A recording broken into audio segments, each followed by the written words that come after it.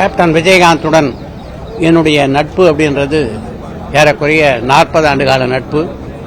உங்களை போல ஒரு பத்திரிகையாளனாகத்தான் நான் அவரோட முதல்ல பழக ஆரம்பித்தேன். அவருடைய இரண்டாவது திரைப்படத்திலிருந்து அவருடைய வெற்றி படமான சட்டம் ஒரு ரிட்டரை போன்ற பல படங்களுக்கு நான் பத்திரிகை தொடர்பானாக இருந்திருக்கேன். அதற்கு பின்னாலே அவரை வைத்து படம் தயாரிக்கக்கூடிய ஒரு வாய்ப்பு எனக்கு கிடைத்தது. அதுதான் புதிய தீர்ப்பு என்ற திரைப்படம். அந்த தயாரிப்பின் போது அவர் தந்த ஒத்துழைப்பை வார்த்தைகளால் விவரிக்க முடியாது. ஒரு தயாரிப்பாளருக்கு அவர் கொடுக்குற ஒத்துழைப்பு அப்படின்றது என்னை பொறுத்த வரைக்கும் கிடையாது. இங்கே இருக்க என்னுடைய நண்பர் சிவா இருக்காரு, நண்பர் ஜெயபிரகாஷ் இருக்காரு. இவங்க எல்லாருமே விஜயகாந்தை வைத்து படம் எடுக்கின்ற ஒரு இனிய வாய்ப்பினை பெற்றவர்கள். எல்லா படங்களுக்கும் அப்படி ஒத்துழைப்பு தருகின்ற ஒரு நடிகர் தான் விஜயகாந்த். அவரை பொறுத்த வரைக்கும் ஒரு மிகச்சிறந்த நடிகராக இருந்தார், நல்ல ஒரு அரசியல்வாதியாக இருந்தார். அதையெல்லாம் தாண்டி மிகப்பெரிய மனிதநேயம் மிக்க மனிதராக இருந்தார். அந்த அவருடைய அரும்பெரும் குணம் தான் இன்றைக்கு லட்சக்கணக்கான தொண்டர்கள் இன்னைக்கு அவருக்கு அஞ்சலி செலுத்திக் கொண்டிருக்கிறார்கள். அவருடைய புகழ் என்றைக்கும் மறையாது. வாழ்க விஜயகாந்த் புகழ். என்னுடைய முதல் படம் சொல்வதெல்லாம் உண்மை. என் வாழ்க்கையில் தயாரித்த முதல் படம், அந்த முதல் படத்தோடைய ஹீரோ கேப்டன் விஜயகாந்த் அவர்கள். 40 வருஷம் ஆச்சு, 41 வருஷம் ஆச்சு.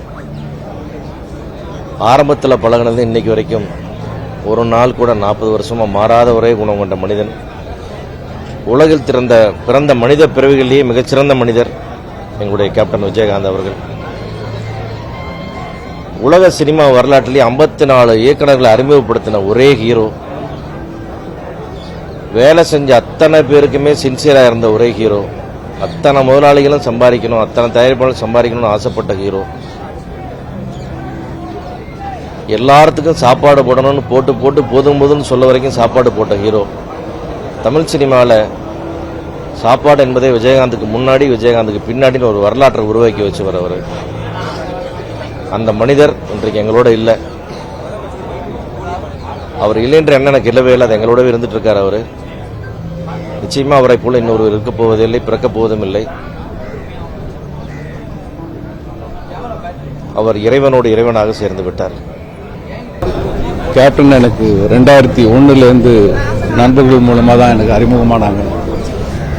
அவரை வெறும் ரசிகனாக இருந்து பார்த்துக்கிட்டு இருந்தேன். நான் அவரை வச்சு 2 படம் எடுக்கிற அளவுக்கு எனக்கு அந்த அறிமுகம் கிடைச்சது.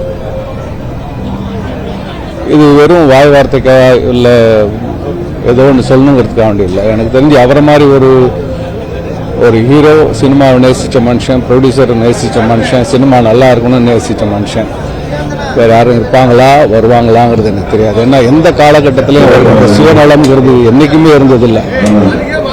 அவர் ஸ்பாட்ல இருக்காருன்னா அவர் யாரும் போகணும்னு அவசியம் கூட இல்லை. அந்த அளவுக்கு அவர் தன்னுடைய ப்ரொடக்ஷன் யூனிட் மாதிரி அவர் அது பார்த்துப்பார்.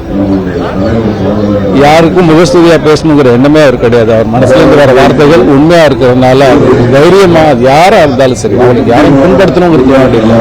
ஆனால் எது நியாயமோ எது சரியோ அது யாருக்காகவும் வளைஞ்சு கொடுக்காம அவ்வளோ அழகா பேசக்கூடிய ஒரு மனிதன், சுயநலமே இல்லாத ஒரு மனிதன், எல்லாரையும் மரியாதையோட பாசத்தோடு அரவணைச்சு கொண்டு போன ஒரு மனிதர். அவர் நடிகர் சங்க தலைவராக இருந்த போதும் சரி, எந்த பொறுப்பில் இருந்தாலும் சரி, அரசியல் அவ்வளோ பெரிய உச்சத்துக்கு வந்தப்புறமும் சரி, அவருடைய இயல்புலேருந்து அவர் கொஞ்சம் கூட மாறலைங்கிறது தான் அவருடைய மிக சிறந்த குணம்.